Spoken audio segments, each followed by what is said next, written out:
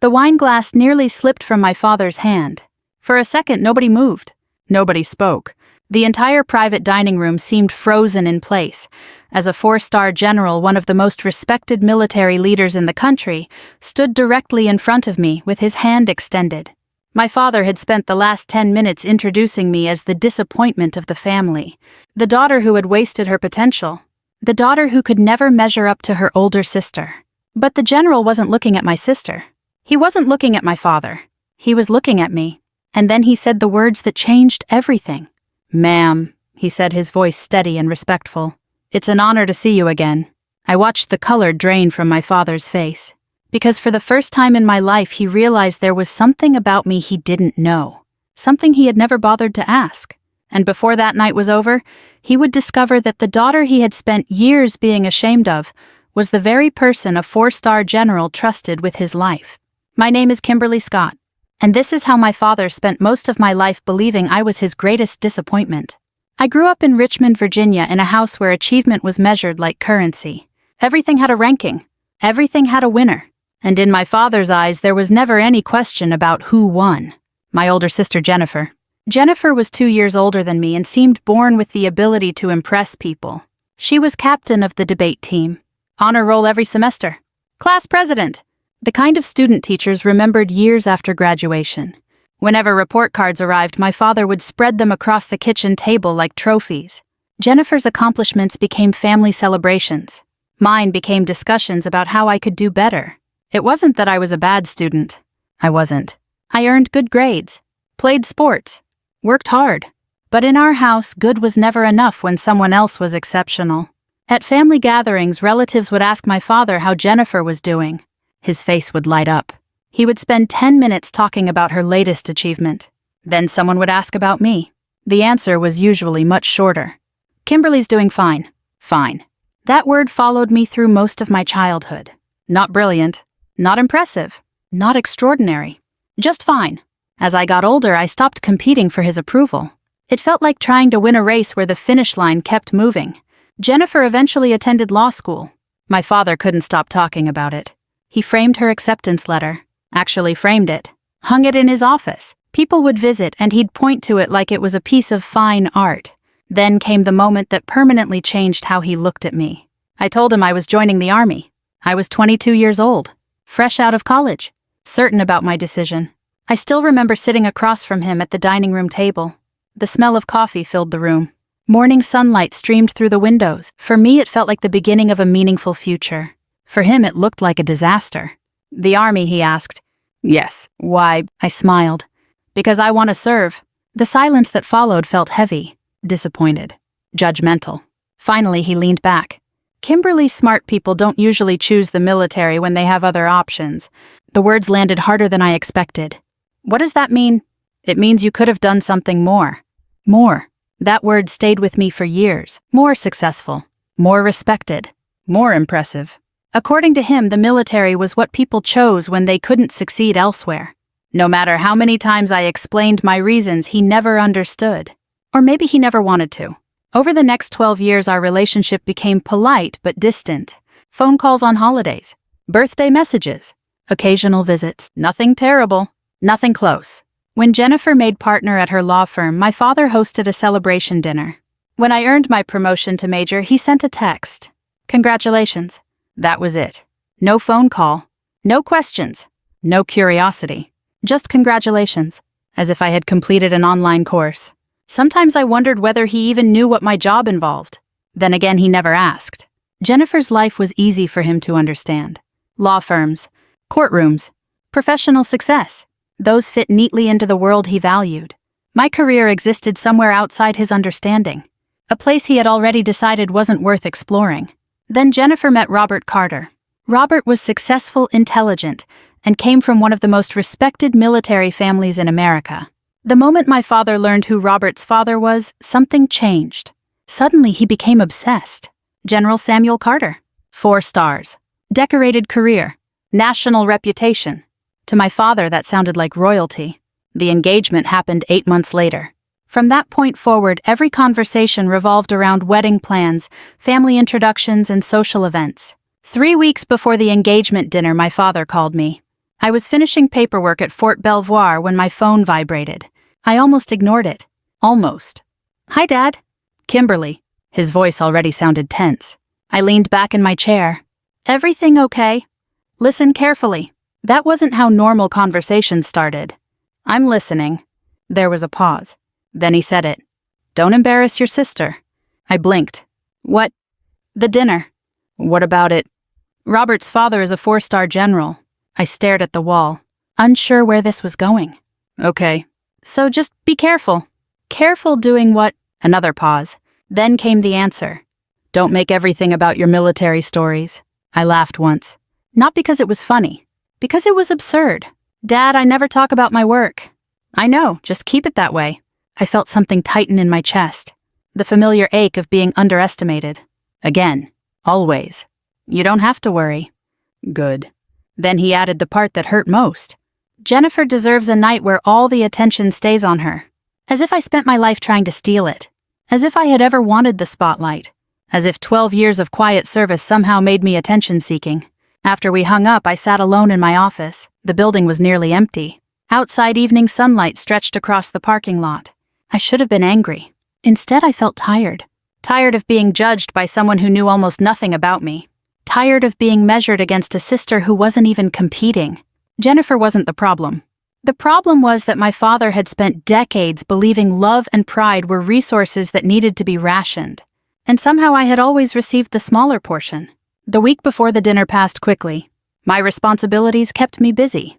Meetings, reports, training schedules, the usual demands of military life.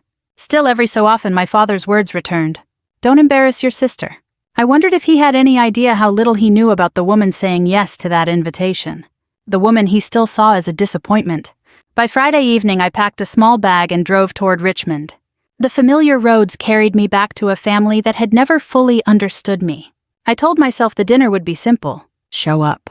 Smile. Celebrate Jennifer. Go home. Nothing more. I had no idea that within 24 hours, a secret buried for over a year would begin to surface. And when it did, everything my father believed about me would start to unravel. The drive from Virginia back to Richmond should have felt familiar. Instead, I spent most of it thinking about my father's voice. "Don't embarrass your sister." The words weren't new. They belonged to a pattern that stretched across decades. My father had always assumed I was one wrong sentence away from disappointing someone. What he didn't know was that disappointing people had become one of the easiest things in my life. Not because I enjoyed it. Because military service teaches you very quickly that approval is temporary. Mission success matters. Character matters. The opinions of people who don't understand your job matter far less than most civilians imagine. Still, family is different. Even when you've learned to stop expecting validation, part of you never completely stops wanting it. By the time I arrived at my hotel that evening, Richmond's skyline was glowing beneath a fading orange sunset. I checked in, carried my overnight bag upstairs, and sat on the edge of the bed. The room was quiet. For the first time all day, there was nothing demanding my attention. No reports, no briefings, no decisions, just silence. My eyes drifted toward the framed mirror across the room. The woman looking back at me didn't resemble the disappointment my father imagined. The reflection showed someone who had spent 12 years carrying responsibilities most people would never see. 12 years of deployments, 12 years of sacrifices, 12 years of learning how quickly life could change. I thought about Afghanistan. The mountains, the dust, the endless stretches of terrain that looked beautiful from a distance and deadly up close. I thought about Iraq, long nights, convoys, the constant awareness that routine could become chaos without warning. Then Syria, the mission that changed everything. The mission nobody in my family knew about.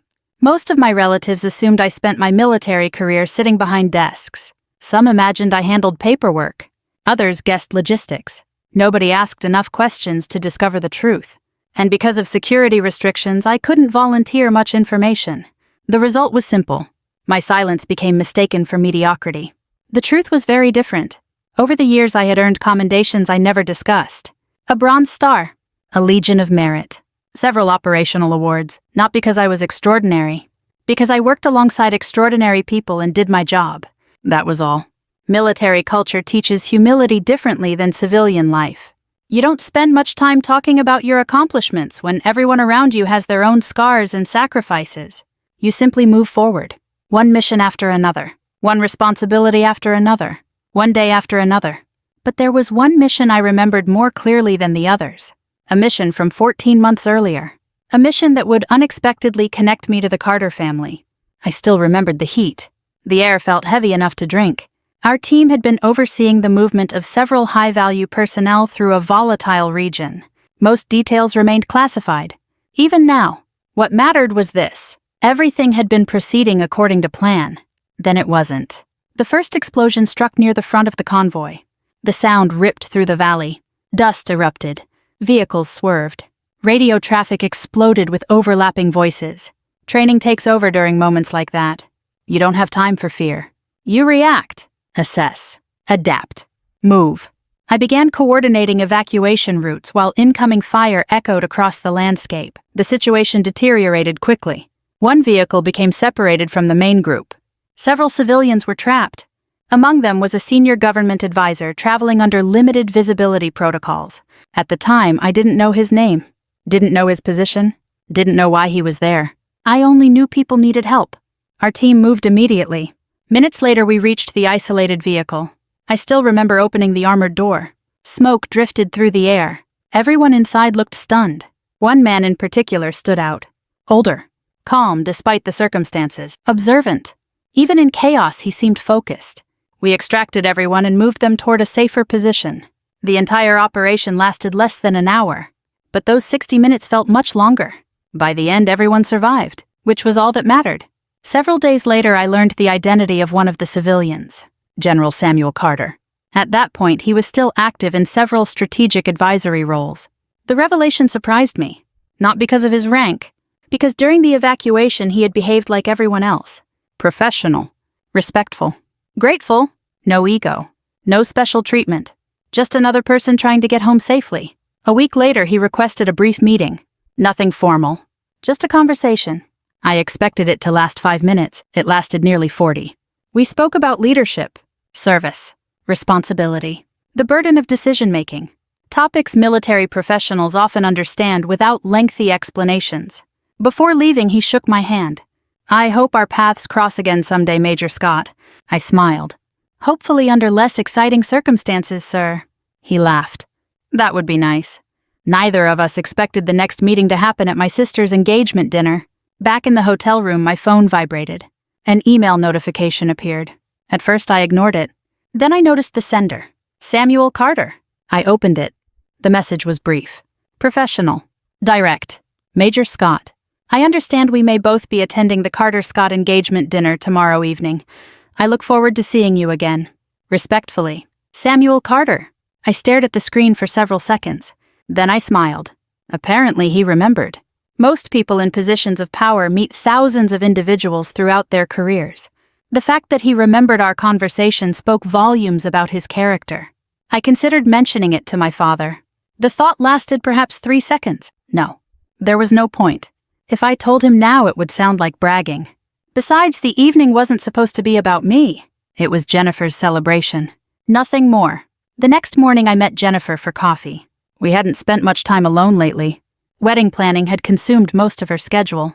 When she arrived, she looked exhausted. Beautiful, happy, but exhausted. I smiled.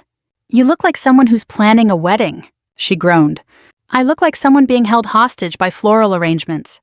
That made me laugh. For the next hour, we talked like sisters. Not competitors, not rivals, just sisters. The way we'd always been when our father wasn't turning life into a scoreboard. Eventually, she stirred her coffee and looked at me. You know, Dad means well. There it was. The subject neither of us had mentioned. I sighed. Does he? She hesitated. He gets carried away. That's one way to describe it. Jennifer looked down. For a moment, she seemed uncomfortable. I know he compares us. I didn't answer. Because denying it would be dishonest.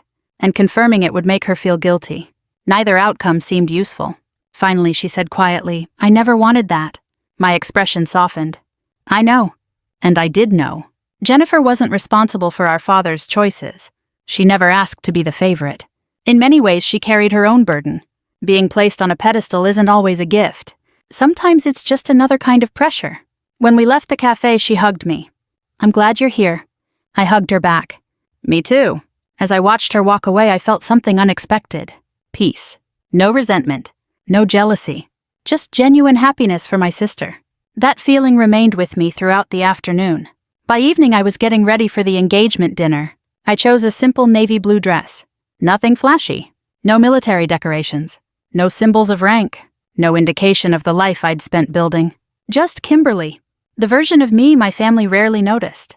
As I fastened a small pair of earrings and prepared to leave the hotel, my phone buzzed once more. A text message. Unknown number. I opened it. "Looking forward to tonight. Sam Carter." I shook my head and laughed softly. If my father could see that message, he probably wouldn't believe it. Then again, there were many things my father wouldn't believe. At least not yet. Because in just a few hours, everyone would gather around the same dinner table.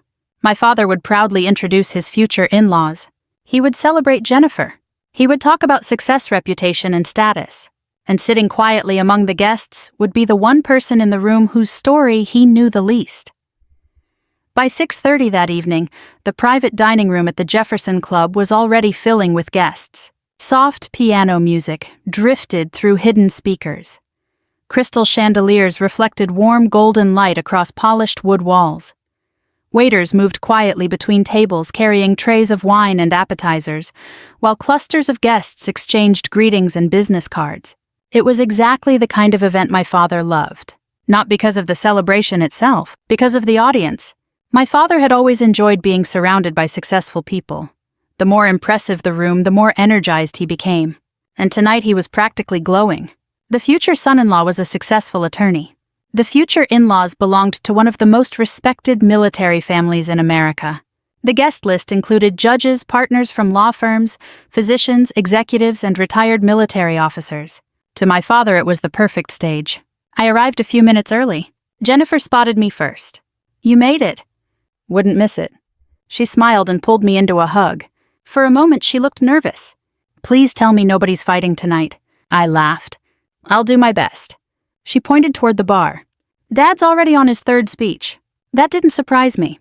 Across the room, I could see him moving from group to group. His posture was straighter than usual. His smile was wider. His voice carried farther. Every few minutes, someone laughed at something he said. My mother stood nearby, smiling politely while occasionally adjusting the sleeves of her dress. She looked beautiful. She also looked tired. I had seen that expression before. The expression of someone trying to keep peace without making waves. When my father finally noticed me, he walked over. For a second, I hoped the conversation might be different. Maybe age had softened him. Maybe Jennifer had spoken to him. Maybe tonight would simply be a celebration. Then he opened his mouth. "You wore something appropriate." The hope disappeared instantly. I smiled anyway. "Good to see you too, Dad." He glanced around. "You understand this is an important evening?" "I do." "No military debates." I stared at him. "What military debates?" He waved a dismissive hand. "You know what I mean." Actually, I didn't. Because in 12 years I had never once attended a family event and started discussing military strategy with strangers. But correcting him felt pointless. So I simply nodded. "Understood." He seemed satisfied. Then he moved on to greet another guest. As if he'd completed an important task, my mother touched my arm after he left. "I'm glad you're here." Her voice was gentle. Always gentle. I kissed her cheek. "I'm glad too." She hesitated. Then she squeezed my hand. A small gesture. But somehow it meant more than all of my father's speeches combined. Over the next half hour, guests continued arriving. Robert greeted everyone warmly. Jennifer looked radiant. Conversations flowed easily. For a while, I actually enjoyed myself. I spoke with a retired Navy commander, a physician from Johns Hopkins, a couple who had known Robert's family for years. Nobody treated me like a disappointment. Nobody seemed concerned about whether I was impressive enough. People simply talked, listened, connected, the way adults usually do. Then dinner began. Guests found their seats around several large tables arranged in a semicircle. My father stood near the front, wine glass in hand, the unofficial master of ceremonies. I immediately recognized the look in his eyes. He was preparing a speech, or several. The room gradually quieted. Forks settled. Conversation stopped. My father cleared his throat. "Thank you all for being here tonight." Polite applause followed. He launched into a long tribute to Jennifer and Robert. To be fair, much of it was heartfelt. He spoke about Jennifer's intelligence, her work ethic, her accomplishments. He praised Robert's integrity, his character, his promising future. Everyone smiled. Jennifer looked embarrassed but happy. So far, everything was fine. Then my father began introducing family members. And that's when the evening started changing. He pointed toward my mother first. The room applauded politely. Then Jennifer. More applause. Then several relatives. Everything proceeded normally, until his eyes landed on me. I felt a familiar knot form in my stomach. Not fear. Recognition. The instinctive realization that something uncomfortable was coming. My father smiled. Not warmly. Performatively. Of course, many of you haven't met my younger daughter, Kimberly. Several guests turned toward me. I smiled politely. A few nodded. Then my father chuckled. And everything went wrong. This is Kimberly. He paused dramatically. The family disappointment. For a second, nobody reacted. I think people assumed they had misheard.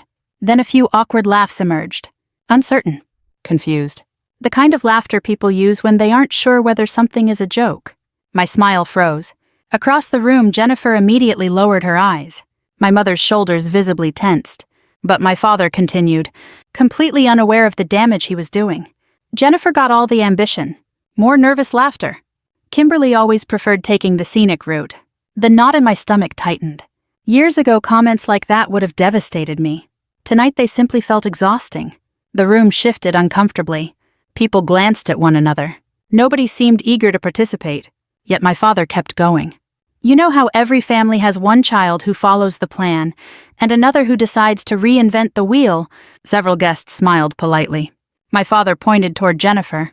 That's the successful one. Then toward me. And that's Kimberly. The humiliation wasn't in the words themselves. It was in the familiarity. The realization that even at 34 years old I was still being introduced like a cautionary tale. Still being compared. Still being measured. Still being found lacking. I reached for my water glass. Not because I was upset. Because keeping my hands occupied helped maintain composure.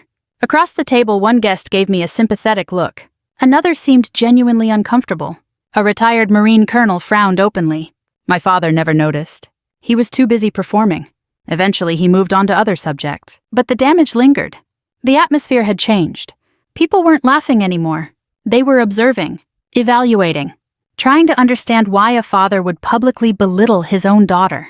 I focused on Jennifer. She looked miserable. And suddenly I felt sorry for her. This wasn't the evening she wanted. This wasn't the memory she deserved. I decided then that no matter what happened next, I wouldn't create a scene. I wouldn't argue. I wouldn't defend myself. I wouldn't take attention away from her celebration. Dinner continued. Salads arrived. Wine was poured. Conversations gradually resumed. The tension began to fade. Then the doors opened. Everything stopped. Even before I turned around, I sensed the shift. A ripple moving through the room. Heads turning. Voices lowering. People sitting straighter. I looked toward the entrance. General Samuel Carter had arrived. Tall. Distinguished. Confident without appearing arrogant. The kind of presence that naturally commanded respect. My father nearly jumped out of his chair. His face lit up instantly. This was the moment he had been waiting for all evening. He hurried across the room with an enthusiasm usually reserved for lottery winners. General Carter.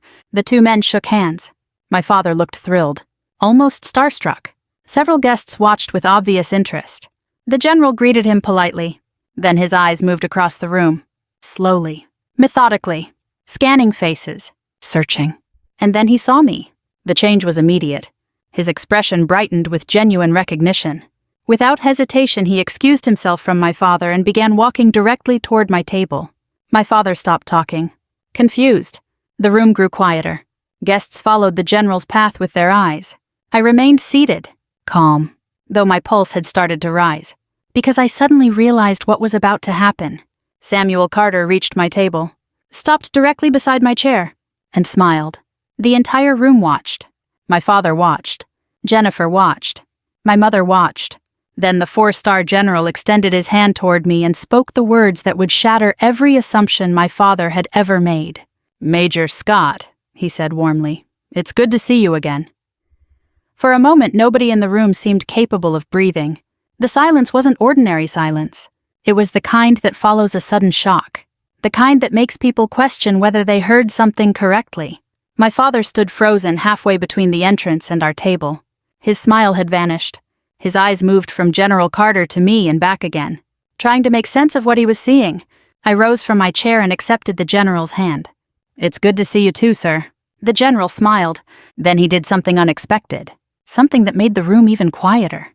He held my hand for a moment and said, "I was hoping you'd be here tonight." The words were simple, but the respect behind them was unmistakable. This wasn't a powerful man politely acknowledging an acquaintance. This was genuine regard, the kind that cannot be faked. My father finally found his voice. "You know, Kimberly." The question came out weak, almost fragile. General Carter turned toward him.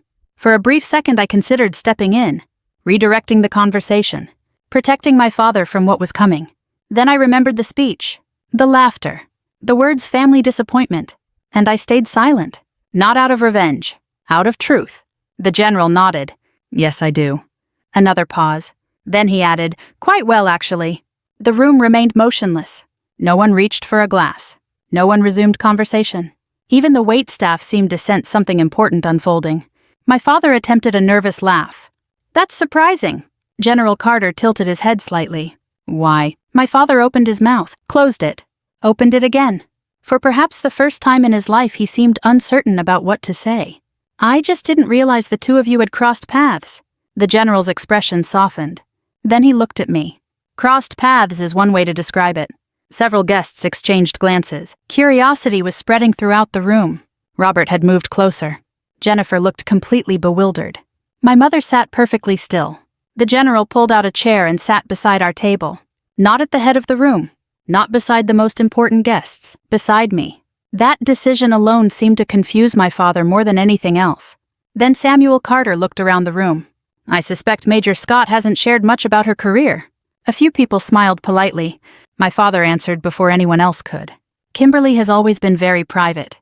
The general chuckled. "That's because the most impressive people often are." I saw my father's face tighten, not with anger, with uncertainty. His understanding of the evening was beginning to crumble. General Carter folded his hands together. "You know there are certain moments in life that stay with you forever." Nobody interrupted. The room had become his audience. 14 months ago, I was part of a strategic delegation traveling through a region that became unexpectedly hostile. I immediately knew where this was heading. "So hostile," he continued, "that several of us were fortunate to leave alive." The room became even quieter. Robert stared at his father. Jennifer looked at me, confused, concerned, trying to connect pieces she didn't possess. The general continued. "Our convoy came under attack. A few guests visibly stiffened. My team was separated. Communications became unreliable. The situation deteriorated very quickly." Then he looked directly at me. "And Major Kimberly Scott took command." The words landed like thunder. I saw my father's shoulders go rigid. The retired Marine colonel at the neighboring table suddenly leaned forward. Now he understood. Military people always recognize certain details immediately. Leadership during crisis. Command responsibility. The weight behind those words, General Carter continued calmly. "Most people imagine courage as something dramatic." He paused. "But real courage is often very quiet." His eyes remained on me. "Real courage is making decisions when lives depend on those decisions." No one moved. No one spoke. My father looked as though he had forgotten how. During that operation, the general said, Major Scott coordinated the evacuation of multiple personnel under active threat. He smiled slightly. "And she did so with remarkable composure." The retired colonel nodded, almost involuntarily. A professional recognizing another professional. General Carter leaned back. To be perfectly honest, I wasn't concerned about myself that day. A few people looked surprised. I was concerned about the younger personnel traveling with us. His voice softened. The major made certain every one of them returned home. The room remained completely still. Then came the sentence that changed everything. If she hadn't been there, I might not be sitting in this room tonight. My father's wine glass slipped. Not completely, but enough. The stem struck the table. Several drops splashed onto the white linen cloth. Nobody paid attention. Every eye remained fixed on General Carter. And on me. My father stared as though he were looking at a stranger. Not because he doubted the general, because he suddenly realized how little he knew about his own daughter. The general continued speaking, but now his voice carried something personal. Respect. Gratitude. Memory. In my career, I've worked with exceptional leaders. He paused. Generals, admirals, diplomats, commanders. Then he smiled at me. And Major Scott belongs in that company. The words struck harder than any medal ever had. Not because of the praise, because of who was hearing it. My family, the people who had never asked. The people who had assumed silence meant insignificance. Jennifer's eyes glistened slightly. My mother lowered her head. One hand moved to her mouth. Emotion flickered across her face. My father simply stared. The certainty that had defined him all evening was gone, replaced by confusion, regret, disbelief. The general wasn't finished. He turned toward my father. His tone remained polite, professional, but there was unmistakable weight behind his words. "Mr. Scott, you've raised an extraordinary daughter." The statement seemed to physically hit him. I watched his throat move, watched him struggle to respond. Finally, he managed a weak "thank you." General Carter nodded. "I mean that sincerely." Then he looked around the room. "I've spent my life evaluating people under pressure." He paused. "And pressure reveals character." Nobody interrupted. Nobody dared. When things became dangerous, Major Scott wasn't thinking about recognition. He smiled. She was thinking about responsibility. The retired colonel lifted his glass slightly, a silent military gesture of respect. Others followed, not because they fully understood the mission, because they understood the meaning. Service, sacrifice, duty. Concepts larger than titles, larger than income, larger than status. For years, my father had measured success using visible achievements, promotions, degrees, professional prestige.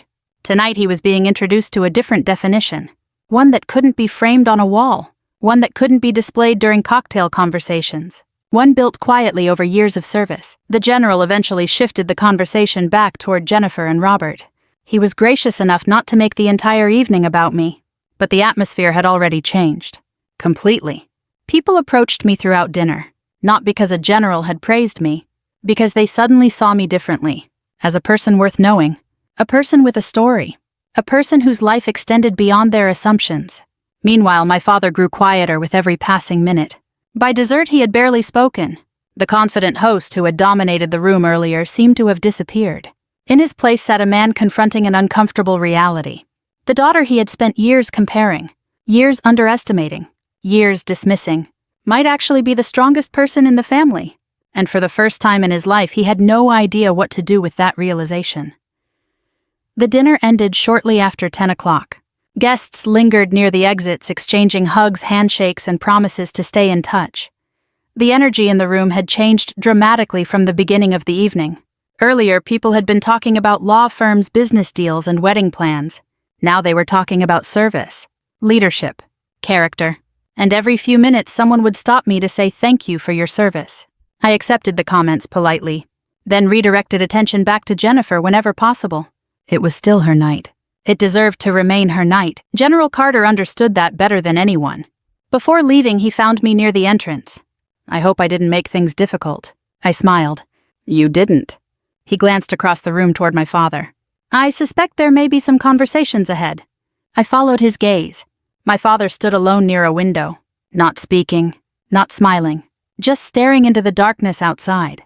For the first time all evening, he looked old, not physically, emotionally, like someone carrying a weight he didn't know how to set down. General Carter extended his hand. "It was good seeing you again, Major." "You too, sir." He shook his head. "Kimberly." I laughed.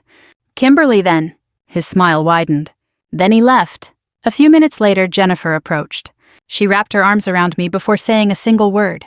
I hugged her back. Neither of us spoke immediately. Sometimes silence communicates more honestly than language. When she finally stepped away, her eyes were damp. "You never told me." "There wasn't much to tell." She stared at me. "Kimberly, Dad practically framed my law degree." I laughed softly. "That's true. And meanwhile, you're out saving generals." The absurdity of the comparison made us both smile. Then her expression became serious. "I'm sorry." I shook my head. "You don't owe me an apology." "I know." She paused. "But I still wish things had been different." So did I. For both of us. Because favoritism hurts everyone involved. The overlooked child carries the rejection. The favored child carries the expectations. Neither experience is as wonderful as people imagine. Jennifer squeezed my hand. "I've always been proud of you." The words hit harder than I expected. Not because I doubted her. Because I suddenly realized how rarely I'd heard them. Proud of you. 3 simple words. Yet they carried years of meaning.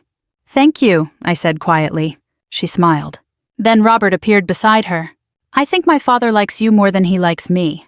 That earned a genuine laugh. The first completely carefree laugh I'd had all night. Eventually they left. My mother left shortly afterward, which meant only 2 people remained in the nearly empty dining room. My father and me. For several minutes neither of us moved. The staff began clearing tables. Chairs scraped softly across the floor. Outside rain had started falling against the windows. Finally my father walked toward me. Slowly. Without his usual confidence. Without his usual certainty. He stopped a few feet away.